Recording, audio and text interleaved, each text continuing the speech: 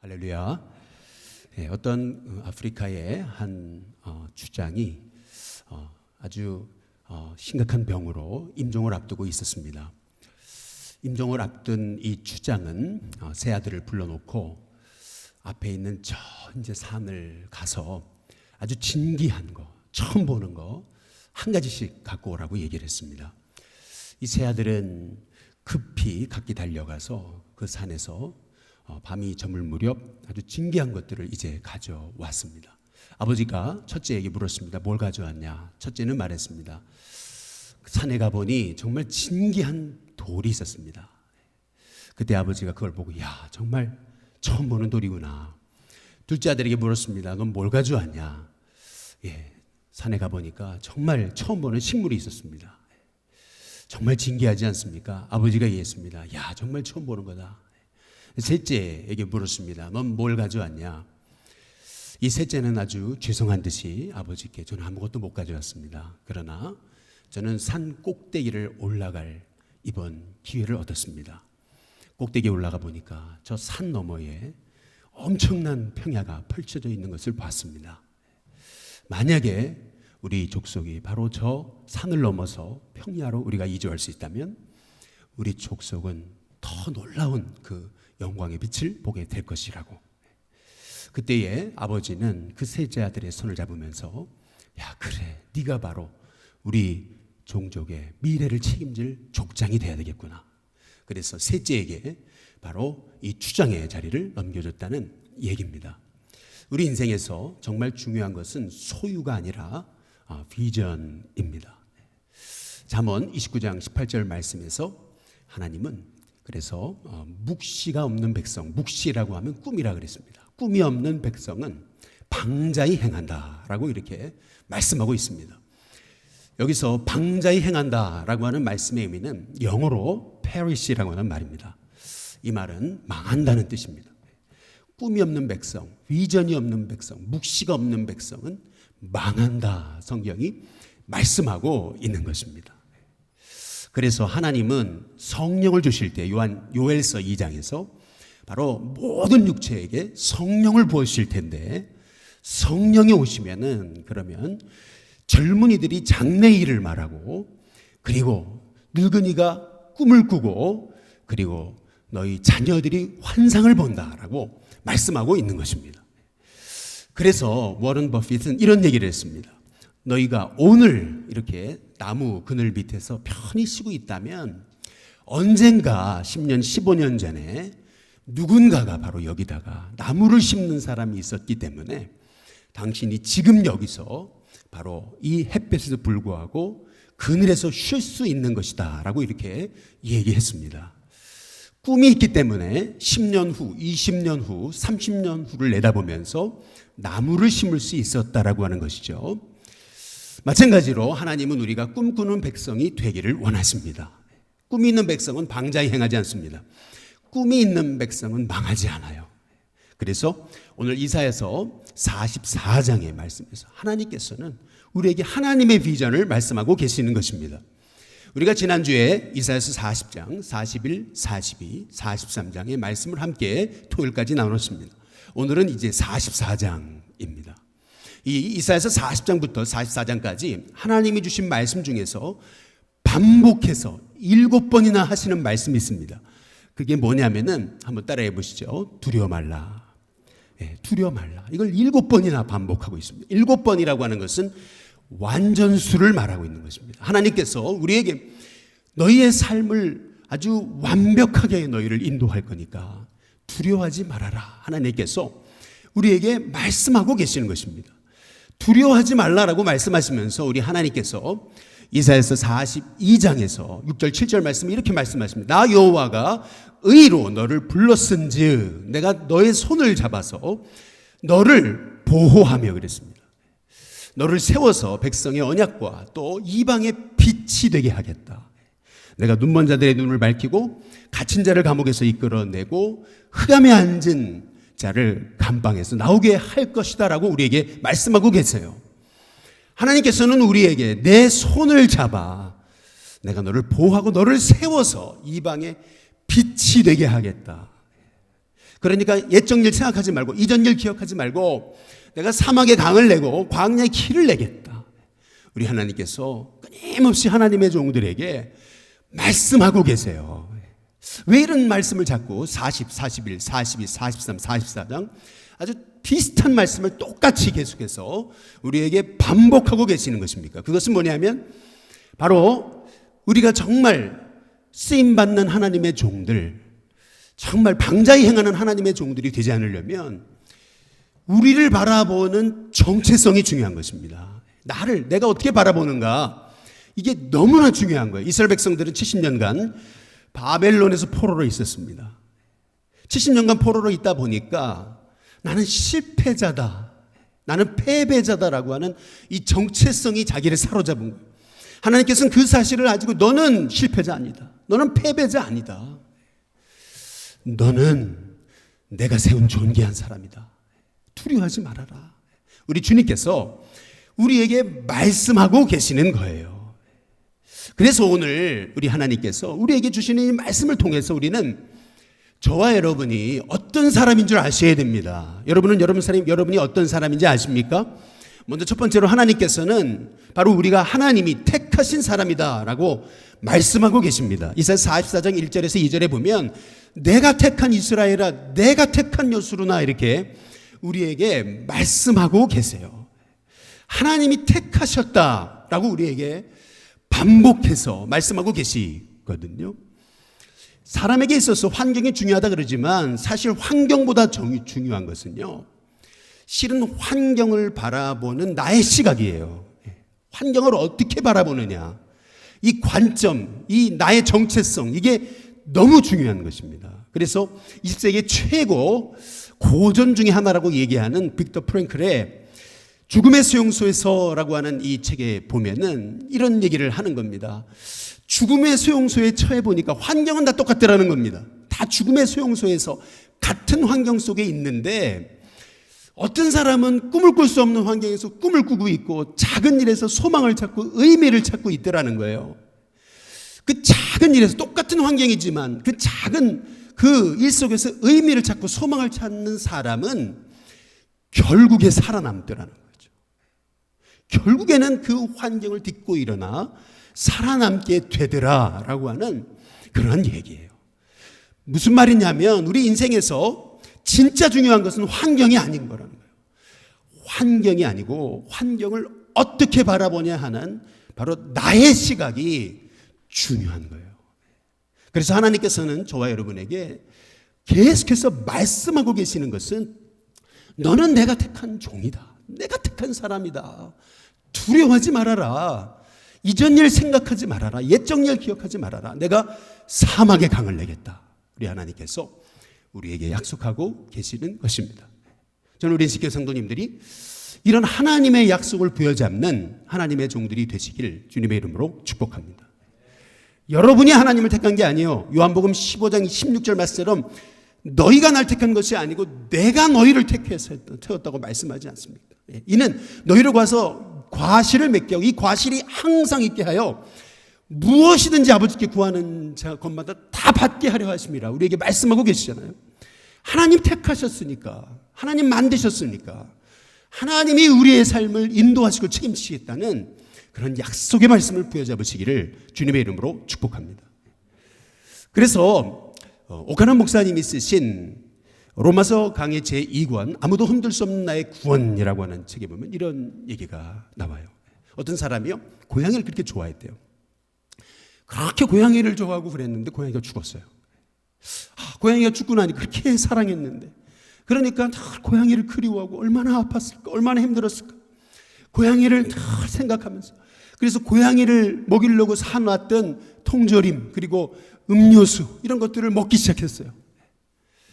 계속 고양이만 생각하고, 그러다 보니까 이 사람이 사람들과 만나는 이제 대인기피증이 생기면서 사람들과의 만남도 거부하고, 그러다가 결국에는 이 사람이 죽고 말았어요. 이 사람이 죽게 됐을 때 이 사람이 발견된 그 상황을 사진으로 남겨놓은 그림을 보니까 이 사람의 얼굴이 고양이더래요. 딱 고양이처럼 생겼더래요. 이게 말하는 게 뭐냐면은 사람에게 생각이 얼마나 중요한가 라고 하는 것을 우리에게 말씀하고 계시는 거예요. 그래서 여러분 하나님이 나를 택하셨다라고 여러분 믿으신다면 이제는 영의 생각을 하시기를 주님의 이름으로 축복합니다. 영의 생각을 하세요. 이제 영의 생각. 왜냐하면은 이사야서 우리 44장 3절에 보니까 이런 말씀을 하시는 거예요. 나는 목마른 자에게 물을 주고 마른 땅에 시내가 흐르게 할 것이고 나의 영을 너의 자손에게 나의 복을 내 후손에게 어떻게 한다고요? 부어준다. 마음껏 내가 하나님의 복을 부어줄 거다 말씀하시잖아요. 그러니까 이제부터는 여러분 난 하나님의 택한 자라는 믿음을 가지고 영의 생각을 하시기를 주님의 이름으로 축복합니다. 이번에 코로나를 시작되면서 우리 성도님들께 제가 선포한 게 있죠. 이번에 코로나가 한 달이든 두 달이든 1년이 됐든 모든 예배 공예배 설교는 제가 하겠습니다. 담임 목사로 성도들이 예배 자리에 오면 책임지는 마음으로 제가 주일 낮 오후 수요 금요 새벽까지 다 제가 설교하겠습니다 해서 설교를 하기 시작했잖아요. 그래서 어떤 말씀을 전해야 될까 하다가 사도신경의 고백을 한번 강의로 말씀을 나눠보자 해서 시작했는데 그게 제게 너무나 은혜가 되는 거예요. 돌아오는 수요일 금요일 끝납니다. 나중에 이제 우리 세 가족을 위해서 이 사도신경 학교를 좀 열어서 성경 공부반을 12주짜리로 만들어야 되겠다 준비하고 있습니다. 그러면 이제 다음 주부터는 이제 어떤 말씀을 전해야 될까 생각하는 중에 하나님 주신 마음은 로마서 8장입니다. 오카른 목사님 생전에 그 자기 제자반에 들어온 사람들에게 로마서 8장 1절에 39절을 다 암송시키셨다 그랬잖아요. 저는 이 로마서 8장을 함께 나누면서 혹시 마음에 감동이 되시는 분들은 로마서 8장을 한번 1절부터 마지막 절까지 한번 다 암송하는 한번 은혜를 누려보시기를 주님의 이름으로 축복합니다. 그러므로 그리스도 예수 안에 있는 자에게는 결코 정죄함이 없나니 그리스도 예수 안에 있는 생명의 성령의 법이 죄와 사망의 법에서 우리를 회방했습니다. 바로 이것이 바로 구원받은 하나님의 자녀의 영적 신분이라는 거예요. 결코 우리를 향해서 죄에 대한 정죄함이 없다는 거예요. 왜? 하나님 택하셨습니다. 그래서 구원받은 자는 어떤 사람이냐면 이제 그리스도의 영이 없으면 그리스도의 사람이 아닌 거예요. 이 말의 의미는 구원받은 우리는 바로 성령님이 내 안에 계시다라는 겁니다. 내 안에 계신 성령님은 어떤 일을 하시느냐? 무릇 하나님의 영으로 인도함을 받는 자들이 바로 하나님의 아들이라 그랬어요. 하나님께서 우리를 인도하시기에 택하셨기 때문에 우리의 삶에 고난도 있을 것이지만 그러나 그 고난은 생각건데 현재의 고난은 장차 우리에게 나타날 영광과 비교할 수 없는 것입니다. 그래서 아무리 어려움을 당해도 하나님을 사랑하는 자, 곧 그의 뜻대로 부르심을 입은 자들에게는 모든 것이 합력해서 선을 이루게 되는 것이죠. 여러분에게 때로는 고난이 닥쳐와도 아니 하나님 택하셨다면서 왜 이런 고난이 옵니까? 그렇지 않습니다. 그런 고난이 닥쳐와도 하나님은 그 모든 고난을 합력해서 결국 선으로 바꾸실 것임을 믿으시기를 주님의 이름으로 축복합니다. 나는 하나님 택한 자다. 여러분 이 믿음의 고백, 이 믿음의 생각, 이 영의 생각 이것이 얼마나 중요한지 몰라요. 저는 우리 신교회 성도님들이 나는 하나님이 택하셨다는 믿음을 가지고 영의 생각을 다 할 수 있게 되시기를 주님의 이름으로 축복합니다. 그래서 영의 생각을 하는 사람은요 로마서 8장 7절 말씀처럼 육의 생각에 사로잡히지 않아요. 왜냐하면 육신의 생각은 하나님과 원수가 된대요. 하나님의 법에 굴복하지 못할 뿐만 아니라 할 수도 없대요. 육의 생각에 사로잡히면은 그러면은 결국 불순종하게 된다는 거예요. 그래서 하나님을 기쁘시게 할 수 없는 그런 인생이 되고 만다는 거죠. 그래서 육신의 생각이 바로 하나님과 원수가 되는 거예요. 우리가 육신의 생각에 사로잡힐 때마다 자꾸 이상한 생각, 서운한 생각, 음란한 생각, 나를 죽이는 생각에 사로잡힐 때마다 이건 하나님과 원수가 되는 길이다 선포하면서 영의 생각에 사로잡히시기를 주님의 이름으로 축복합니다. 어떻게 영의 생각에 사로잡히느냐? 고린도후서 10장 5절 말씀처럼 모든 생각을 사로잡아 그리스도께 복종하는 것입니다. 모든 생각을 다 사로잡아가지고 그리스도께 복종하면 여러분 영의 생각으로 승리할 수 있습니다. 저와 여러분이 영의 생각으로 택함 받은 자답게 승리하는 하나님의 종들이 되시기를 주님의 이름으로 축복합니다. 두 번째로 여러분이 어떤 사람인지 아십니까? 하나님은 여러분을 택하셨다. 두 번째로 여러분을 사랑하신다. 나는 하나님께 사랑받는 자다. 여러분, 이 믿음의 고백이 저와 여러분 가운데 다 있으시기를 주님의 이름으로 축복합니다. 이사야서 44장 2절에 보면은 그래서 하나님은 우리에게 내가 택한 여수르나 이제 이렇게 우리에게 말씀하고 계세요. 여러분은 하나님이 택한 여수르니다. 우리가 이렇게 누구를 사랑하면은 이제 애칭을 쓰죠. 사랑하니까 애칭들을 만들어요. 마찬가지로 여수른이라는 말의 의미는 하나님의 지극히 사랑받는 자라고 하는 하나님이 이스라엘을 호칭하는 애칭입니다. 마찬가지로 하나님께서는 우리를 부르실 때 이 여수르나 나의 지극히 사랑받는 자야 라고 하나님께서 우리에게 말씀하고 계시다라는 거죠. 5월은 우리 가정의 달이잖아요. 저는 우리 교회 성도님들이 이 가정의 달에 한 가지 숙제를 했으면 좋겠습니다. 이 가정의 달 여러분의 입술에서 감사를 많이 하시길 주님의 이름으로 축복합니다. 감사를 많이 하세요. 네가 내 딸이어서 아들이어 감사하다. 바로 당신이 내 남편 아내여서 감사합니다. 나에게 정말 소중한 딸, 소중한 아들, 정말 귀한 딸, 귀한 아들, 잘 될 거다, 괜찮다. 조금 이렇게 때때로 되지 않아도 괜찮다. 지금 어려움이 너의 인생을 좌우하지 않는다. 하나님이 네 인생을 좌우하시는 거다. 하나님 너를 도우신다. 길게 보자. 괜찮다. 잘할 거다. 여러분, 이런 그 믿음의 고백이 저와 여러분들 가운데 흘러넘치기를 주님의 이름으로 축복합니다. 우리 교회도 오셨죠? 우리 교회에서도 그런 똑같은 말씀을 하셨는데 잘하는 중이니까 괜찮아라는 이기복 교수님의 책에 보면은 한 우리 교인의 아들이 이제 지방에 있는 이제 대학을 가게 됐는데 아이가 너무 이제 기가 죽었어요. 근데 주일날 교회에 왔는데 엄마가 너무 반기면서 그러면서 내 정말 자랑스러운 아들. 그러면서 옆에 우리 성도들한테 정말 자랑스러운 아들이라고 그렇게 소개하니까 그 아들이 말이죠. 갑자기 얼굴이 피고 그러더니 그 다음 주부터 매주 이렇게 서울로 올라와 가지고 함께 어머니와 예배 드리더라고 그렇게 그런 얘기를 하거든요. 마찬가지로 결국에는 우리가 사랑받는 자, 이 여수른이라고 하는 이 하나님의 말씀이 나에게 주시는 하나님의 말씀으로 여겨질 때에 저와 여러분을 바라보는 그 영적 정체성이 바뀌어지는 은혜가 있게 되는 것이죠.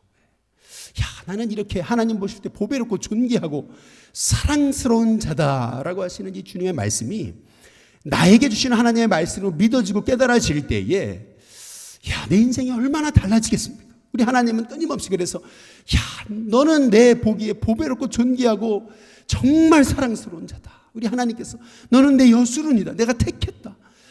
내가 널 만들었다. 내가 도와주겠다. 우리 하나님께서 우리에게 지금 말씀하고 계시는 것이거든요. 그래서 오늘 이사야서 44장의 5절에 보면 이런 말씀을 하시는 거예요. 그래서 이렇게 하나님의 사랑을 깨달은 사람은요, 이렇게 고백한다는 거예요. 어떤 사람은 나는 여호와께 속했습니다. 감사하게 될 거라는 거예요. 또 어떤 사람은 야곱의 이름으로 자기를 부를 거라는 거예요. 나는 여수른입니다. 하나님의 사랑받는 사람입니다. 또 어떤 사람은 자기가 여호와께 이렇게 속하였음을 나는 여수른임을 그의 손으로 기록하게 될 것이다. 이제 이렇게 이제 말씀하고 있는 거예요. 이 말씀의 의미는 뭐냐면 그래서 이렇게 이제 우리가 뭐 어떤 걸 잊지 않기 위해서 손에다가 이렇게 쓰잖아요. 뭐 이렇게 쓰잖아요. 나는 이렇게 여수른이다. 자기 손에 기록하고 야, 나는 여호와께 속했다. 난 사랑받는 자다. 이제 그렇게 선포하는 사람이 일어날 거라고 하는 말씀이죠. 우리 하나님께서 오늘 우리에게 주시는 이 약속의 말씀, 저와 여러분을 향한 하나님의 약속의 말씀임을 기억하시길 주님의 이름으로 축복합니다. 그래서 럴프 가버기라고 하는 분이 하루에 한 번 자녀를 축복하라라고 하는 그 책에서 이런 얘기를 해요.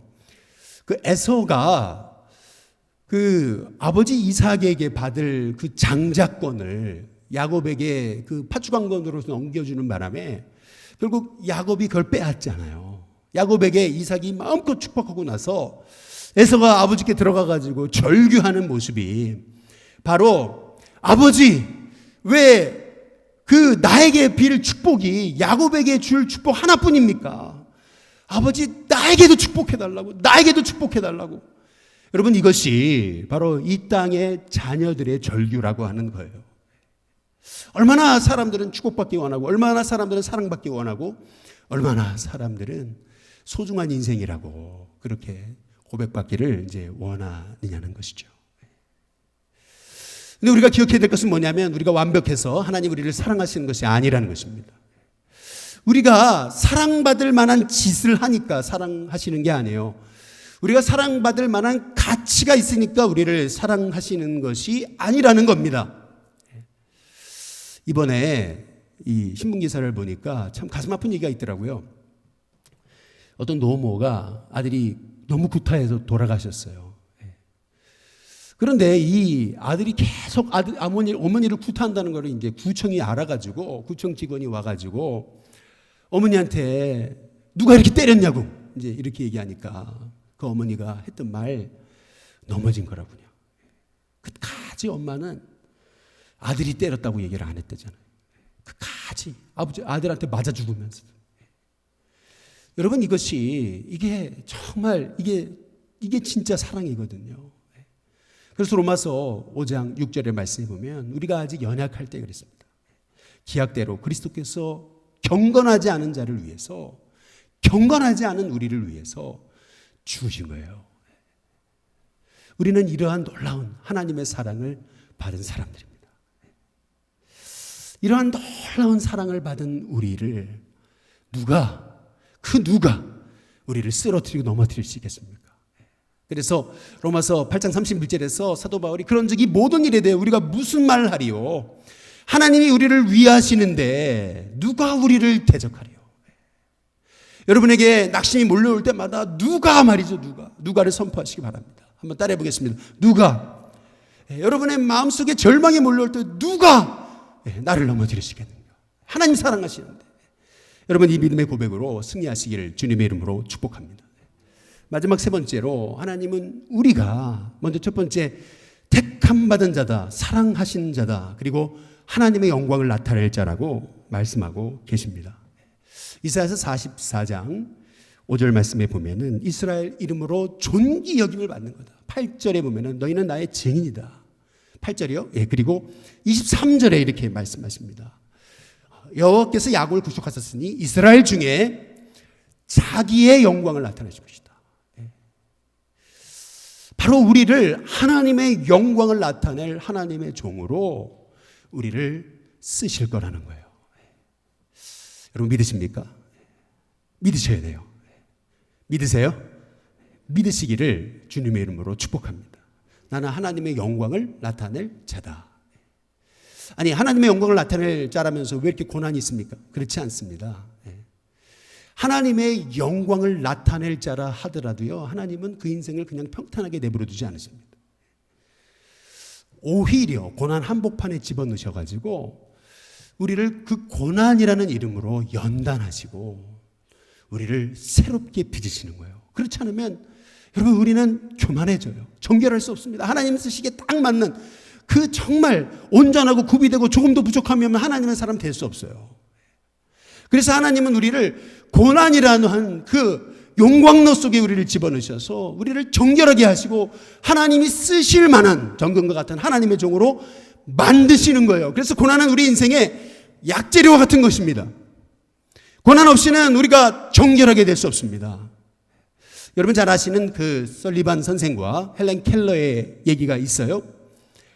설리반이 헬렌 켈러 만났을 때 헬렌 켈러의 그 인성은 완전 바닥이었대잖아요. 뭐 어떡하면은 막 상을 뒤집어 엎고 막 달려들고 죽이려고 그러고 막 그랬대잖아요. 그러니까 그때마다 아주 엄하게, 아주 단호하게 이 헬렌 켈러를 가르치니까 아버지가 그러더라고요. 이 아이 불쌍한 아이라고, 가엾지 않으시냐고. 이 아이 옛날엔 천사였다고. 이제 그랬더니 설리반 선생이 그러더라는 거예요. 옛날에 천사였다고요? 아니, 지금은 악마가 되고 있습니다. 그럼 악마로 키우시겠습니까? 아버지가 아무 말도 못하더라는 거죠. 또 상을 엎으려고 그러니까 손을 틀어잡고서 단호한 사랑을 가지고 단호하게 끝까지 그 헬렌 켈러 가르치니까 헬렌 켈러가 결국 항복하더라는 거죠.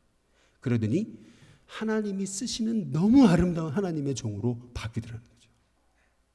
하나님은 때로는 우리를 복주시기 위해서 우리를 고난의 영광 속에 집어넣으십니다. 그래서 우리를 결국 하나님의 영광을 나타낼 자로 하나님 쓰시는 거예요. 여러분은 하나님의 영광을 나타낼 자로 쓰임받을 하나님의 종들임을 잊지 마시길 주님의 이름으로 축복합니다. 그래서 우리를 이사야 44장 1절에 나의 종이다. 나의 종이다. 이 종이라는 말이 얼마나 놀라운 말인지 아십니까?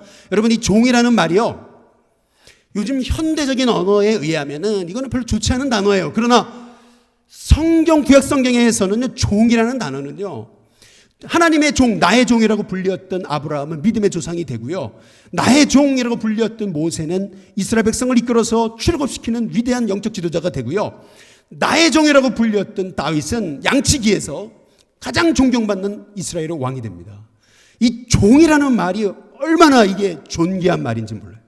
하나님이 저와 여러분을 부르시면서 나의 택한 야곱, 나의 택한 여술은 나의 영광을 나타낼 종아, 하나님께서 우리를 부르시는 겁니다. 여러분, 이 말씀이 저와 여러분을 향한 축복의 약속의 말씀임을 기억하시기를 주님의 이름으로 축복합니다. 이 말씀만 드리고 마치겠습니다. 지난 주 중에 제가 뜻밖의 책 한 권을 소개받았어요. 금요일날 소개를 받아가지고 금요일날 신방도 좀 많고 그래가지고 그래서 좀 읽을 시간이 별로 없었는데 어제 그냥 열심히 읽었어요. 책의 이름은 기독교의 발흥이라는 책이에요. 로니 스타크라고 하는 분이 쓴 책인데, 이 책은 이 로니 스타크라는 사람은 목회자가 아닙니다. 신학자가 아니에요. 역사학자도 아니에요. 이 사람은 어떤 사람이냐면 사회과학자입니다. 사회학자의 시각으로 기독교가 왜 어떻게 부흥했는지를 아주 정확한 통계를 가지고 설명하고 있는 거예요. 우리는 단지 제자들이 성령 받아서 가는 곳마다 복음 전해서 로마를 항복시켰다라고 우리는 알고 있잖아요. 맞습니다. 맞는 얘기예요. 그러나 구체적인 디테일은 우리가 잘 몰라요. 여기 보면 그 디테일에 대해 설명을 하더라고요. 근데 그 중에서 하나, 너무나 중요한 거, 어떻게 초기 기독교가 그 로마라고 하는 척박한 환경에서 어떻게 이렇게 놀라운 폭발적인 부흥을 이루었는가 라고 하는 거예요. 어떻게? 이유를 아세요? 역병 때문이라는 겁니다. 전염병. AD 150년경 그 마르크스 아우렐리우스 황제의 시절 2세기 때 이 로마에는 아주 그냥 전염병이 창궐했다는 거예요. 학자들에 의하면 그게 천연두일 거다 이렇게 추측하고 있어요. 그런데 이 전염병이요, 우리도 얘기하잖아요. 이 코로나로 끝나지 않는다고, 또 올 거라고. 마찬가지로 3세기 또 왔습니다. 로마에 다시 왔어요. 전염병이 이때는 홍역이었다고 이렇게들 추측합니다. 전염병이 오니까 어떻게 되냐면요, 이 마르크스 아우렐리우스의 이 주치의였던 이 셀던이라는 사람인가요? 근데 이 사람이요, 갈렌입니다. 갈렌이라는 사람은요, 당시 이 굉장히 저명한 의사였는데, 이 의사도요, 그 전염병을 피하기 위해서 소아시아에 있는 시골로 숨어 들어가서 은신하면서 전염병이 끝나기까지 나오지 않았다는 거예요. 그 정도로. 뭐 정확한 통계는 나와 있지 않지만은 많게는 3분의 1 아니면 적게는 뭐 4분의 1의 로마 백성들이 전염병으로 죽어나갔다는 거예요. 근데 그때 기독교인들은 달랐다는 거예요. 영생의 소망이 있잖아요. 부활의 소망이 있잖아요. 죽음을 무릅쓰고. 전염병에 걸리면요, 남편이고 뭐가 없어요. 내다 버려야 돼요. 그렇지 않으면 다 죽으니까. 죽지 않았는데 내다 버리는 거예요. 자식이 전염병에 걸렸어요. 그런데 내다 버려야 돼요. 왜요? 버리지 않으면 다 죽으니까. 그런데 말이죠, 기독교인들은요, 그 전염병의 한복판에서 죽음을 무릅쓰고 그 영혼들을 돌보기 시작한 거예요. 초기 대응을 잘했답니다. 어떻게? 이방인들, 믿지 않은 사람들은요, 그냥 죽지도 않았는데 막 길거리에 내버렸어요.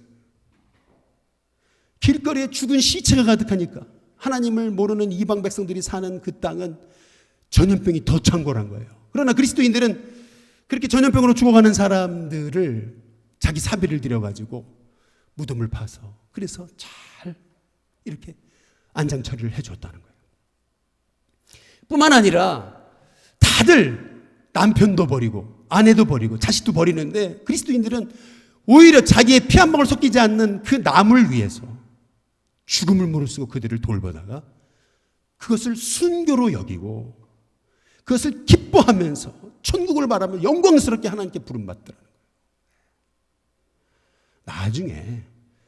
나중에 전염병이 지나가고서 통계를 내보니까 그리스도인들이 10명 죽었다면, 그리스도인들 안 죽은 게 아닙니다. 10명이 죽었다면 이방인들은 30명이 죽었더래요. 이게요, 전염병에 걸린다고 다 죽는 게 아니라는 거예요. 전염병에 걸렸는데 어떤 사람은요, 그걸 이겨내는 거예요. 그러니까요, 어떤 사람은요, 약을 안 써도 그거를 먹이는 것만 잘 먹여도, 잘 옆에서 간호만 잘해도 살아나는 거예요. 근데 간호해주는 사람이 없으니까, 길거리에 내가 버리니까, 그러니까 먹지 못하고 마시지 못하고 죽어가는 거예요.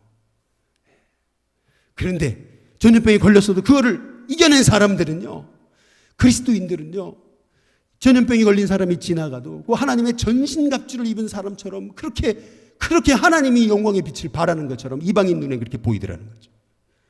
전염병이 지나고 나서 2세기 그리고 3세기 2번 지나고 나서 기독교는 폭발적인 부흥을 이끈다는 거예요. 전염병이 왔을 때 모든 이방인 사제들은 다 도망치고 다 숨고 은신하고, 그런데 기독교인들은 오히려 생명을 바쳐서, 오히려요 기독교의 지도자들은 이렇게 선포했다는 거예요. 이번 이 전염병은 하나님이 우리를 훈련시키시는 하나님의 영광을 드러낼 기회입니다. 그렇게 선포했다는 거예요. 여러분, 저는 우리 일시교회 성도님들의 삶에 하나님이 우리 일시교회 성도님들의 삶을 지켜줄 뿐만 아니라 우리에게 진짜 영생의 소망, 부활의 소망을 가지고 승리하는 하나님의 종들이 됐으면 좋겠습니다. 이번에 코로나를 통해서 감사한 것은 우리 성도님들 정말 하나님 안전하게 지켜주셨다는 거고, 뿐만 아니라 우리 성도님들이 열심히 정말 예배 드리셨다는 거예요. 이 실시간 예배를 시작하면서 이제 어떤 분들이 그러더라고요. 물론 맞는 얘기예요. 실시간 예배를 시작하면 교회 안 오신다는 거예요. 이제는 너무 편하니까 그냥 예배 집에서 드리면 되지 뭘 왜 실시간 예배, 왜 현장 예배 오냐는 거죠. 물론 맞는 얘기일 수 있어요. 그러나 저는 그렇게 생각하지 않습니다. 보세요. 남녀가 사랑해가지고 영상통화를 합니다. 계속 영상통화를 해요. 그런데요, 영상통화로 만족할 수 있어요? 영상통화 했으니까 우리 만나지 말자. 그럴 이 사랑하는 사이가 어디 있습니까? 영상통화를 했다면 이제 우리 만나자. 손도 잡아보자 말이죠. 그런 거 아니겠어요? 마찬가지라고 저는 생각합니다. 우리 성도들이 실시간 예배로 매일 하나님 앞에 예배 드릴 때 결국 정말 하나님을 사랑하는 마음이 불같이 일어나가지고 저는 우리 신교회 성도님을 통해서 정말 이 어두운 세대에 진짜 하나님의 복음의 사람으로서, 진짜 믿음의 사람으로서 승리하는 하나님의 종 삼으실 줄로 믿습니다. 저는 그렇게 생각해요. 이번 우리 실시간 예배, 우리가 코로나가 끝나도 계속 여러분께 이제 서비스로 이제 올려드릴 텐데, 우리가 주일 예배, 수요, 금요, 새벽까지 다 올리고 있거든요. 그러니까 여러분이 늘 마음만 있으면 매일 예배 드릴 수 있습니다. 매일 예배, 매일 말씀 묵상, 매일 말씀으로 하루 시작할 수 있어요. 여러분들이 그 은혜를 누리시고 그 은혜를 가지고 이제 주일날 예배에 저희 나오는 겁니다. 그리고 야, 주님을 만났구나. 여러분 그 고백 말이에요. 영상통화만 하다가, 미국에 있는 자녀하고 영상통화만 하다가 야, 만났구나 말이죠. 마찬가지로 이런 하나님의 은혜가 저와 여러분 가운데 있게 되시기를 주님의 이름으로 축복합니다. 기도하겠습니다. 좋으신 하나님 감사를 드립니다. 이번 코로나 기간에 하나님 우리가 지혜롭게 이렇게 방역 수칙을 지키면서 그래도 이렇게 서로 떨어져 앉아 마스크를 쓰며 예배 드릴 수 있게 하셨음에 감사를 드립니다. 주기 성도들이, 기독교인들이 그렇게 전염병으로 죽어가는 영혼들을 그렇게 사랑으로 잘 묻어줬더니 사랑으로 한 것이었는데 나중에 알고 보니까 그것이 전염병을 막는 길이었음을 알게 됐듯이, 마찬가지로 하나님, 우리가 주님 사랑하는 마음으로 영혼 사랑하고 섬기는 그 마음을 우리가 잃지 않는다면, 지금은 이렇게 현장 예배로 또 실시간 예배로 예배 드리지만 우리가 다 함께 예배 드려서 함께 모여서 주님 나 여기 왔습니다 고백하면서 진짜 믿음의 예배, 은혜의 예배, 기쁨의 예배 드리게 하실 줄로 믿습니다. 정말 우리 인신교회 성도들 이번 코로나 기간 동안에 마음이 나뉘어지지 않고 하나가 되게 하셨음에 감사하며, 하나님 이제 이 코로나가 이제 완전히 종식되어서 우리 한국 땅에 정말 모든 성도들이 마음껏 예배하고 말씀 훈련받고 섬기고 나누고 전도하는 귀한 일을 감당할 수 있도록 하나님 축복해 주시옵소서. 예수 그리스도의 이름으로 기도드리옵나이다. 아멘.